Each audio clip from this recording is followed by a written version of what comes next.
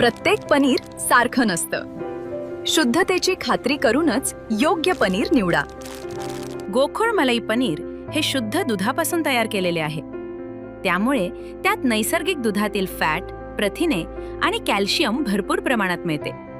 काही पनीर वनस्पतीजन्य तेल, स्टार्च किंवा इतर घटकांपासून तयार केलेले असू शकते। म्हणून ग्राहक म्हणून जागरूक व्हा आणि पनीर घेताना गोकुळच मागा।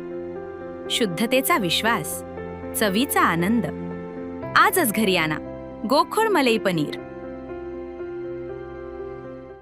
पर्यावरण, वन आणि हवामान बदल मंत्रालयानं प्रसिद्ध केलेल्या पर्यावरण संवेदनशील क्षेत्र मसुदा अधिसूचनेनुसार सिंधुदुर्ग जिल्ह्यातील सावंतवाडी आणि दोडामार्ग तालुक्यातील 25 गावांचा समावेश करण्यात आलाय। या पार्श्वभूमीवर संबंधित गावांमध्ये बेकायदा वृक्षतोड रोखण्यासाठी सावंतवाडी दोडामार्ग टास्क फोर्स मार्फत जनजागृती करण्यात येते।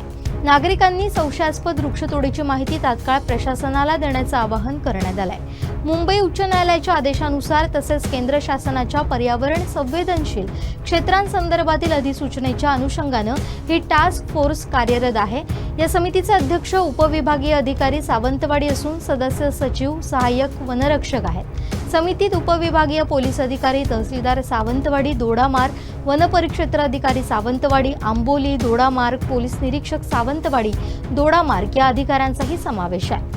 प्रतिबंधित क्षेत्रात अवैध वृक्षतोड झाल्यास भारतीय वन अधिनियम, महाराष्ट्र जमीन महसूल संहिता आणि संबंधित नियमांनुसार कठोर कारवाई करण्यात येणार असल्याचंही स्पष्ट करण्यात आलंय। सावंतवाडी तालुक्यातील असनिये, पडवे, माझगाव, भालाबल, तांबोळी, सरमळे, नेवलीसह दाभीळ, ओटवणे, कानोस, घारपी, उडेली, केसरी, फणसवडे तर दोडामार्ग तालुक्यातील कुंबरल, पणतुर्ली, तळकट, झोळंबे, कोलझर, शिरवळ, उघाडे, कळणे, भिके कोनाळ, कुंभवडे, खडपडे, भेकुर्ली, फुकेरी या गावांचा समावेश करण्यात आलाय।